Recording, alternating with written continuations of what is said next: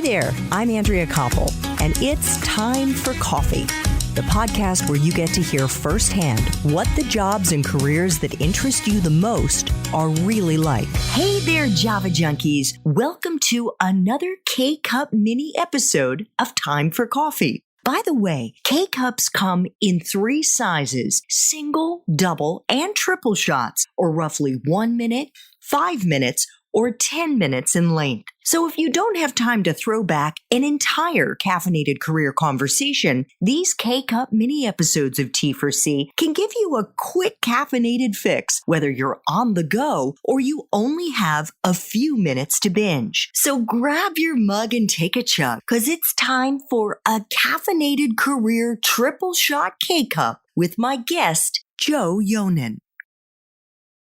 Joe, I would love to know, and I'm sure our listeners would as well, how you made the pivot from covering news to food writing. How did you break into this industry? Yeah, well, it started with a job that I didn't get.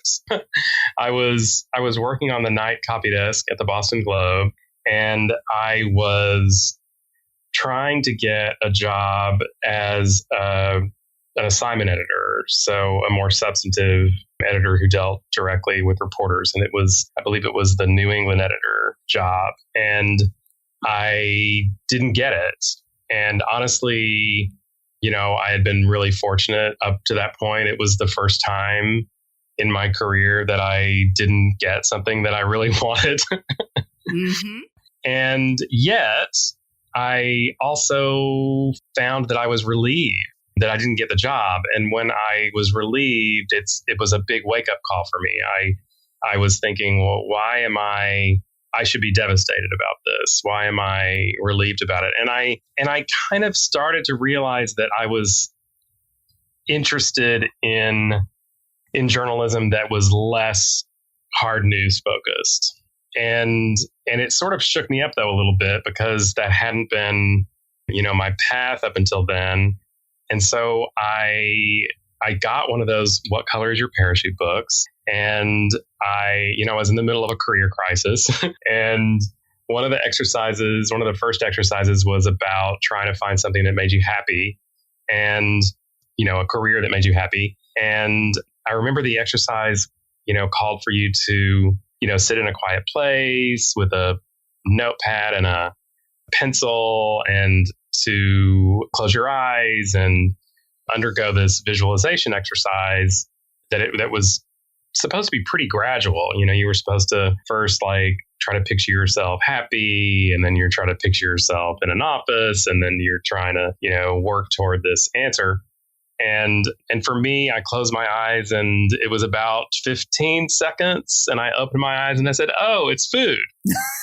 You were hungry. Yeah, right. It's food. My favorite stories that I've written have been related to food. My favorite interviews have been with chefs, or home cooks. I've always cooked. I, shopped for the family when I was a kid at the grocery store. And it was pretty clear to me. So I just started looking into it and decided to go to culinary school and keep my night job while I went to school during the day. And then just started trying to turn my journalism career toward food writing. There was a very fleeting moment when I thought maybe I'll go into cooking, but I was 29 at the time. And I sort of thought, do I really want to pay? I've paid a lot of dues. I'm here at the Boston Globe. Do I really want to, walk away from all of that and start to pay dues all over again? Or is there a way that I can, just turn my journalism career toward food? And so that's what I did. I was just going to say where you could have your cake and eat it too. That's right. I'm a pie guy, but I still appreciate the metaphor. Okay, good. Well, thank you for sharing that. And actually, my next question is one of those that I try to ask all Time for Coffee guests. And it may, in fact, be the story that you just shared. But if you could share a time in your life, Joe, when you really struggled. For some of us, I've had career highs and lows, how you persevered, and maybe a lesson that you learned in the process. Yeah. I mean, that time period was certainly the lowest time for me in my profession. Not only it started with not getting that job, but then really it was about, okay, here I am on this night copy desk at the Globe. I was doing well. I was writing, headlines that were winning their little awards, and my evaluations were always good. And, I had good relationships with the writers and the editors, but it wasn't what I wanted to keep doing. I had come up through community newspapers where I was writing, and then I moved into editing. And when I was editing everything. I was having I was laying out the pages. I was picking the photos. I was, working for these little weekly publications where I was getting to do everything, which was amazing. And then at the Globe, I was stuck for too long on the night copy desk, which was very regimented. So, you edited one story at a time. The staff was pretty healthy at the time. So there were lots of breaks when I didn't have anything to do. And I really wanted to get off of the night copy desk and get noticed. And I was having a hard time getting noticed. And the New England editor job was an attempt to get noticed. And then I was sort of, slapped back down and told just to go back to the copy desk. And I think, what really I did was not just about going to culinary school, but it was followed by really years after that of trying to convince people that I had what it took to be a food writer and editor, and that they needed to give me that shot. And I didn't let up for years. I devoted all my spare time to writing food stories. I basically, over the next couple of years, I tried to make myself indispensable at the paper doing other things. I did get under Marty Barron, who's so great. He did, when he came to the Globe, he did give me a shot, and he made me travel editor, which was amazing. And I got to bring a lot of food into travel. And then ultimately, I spent a couple of years trying to make myself indispensable at the Post, and then threatening to leave unless they gave me what I wanted.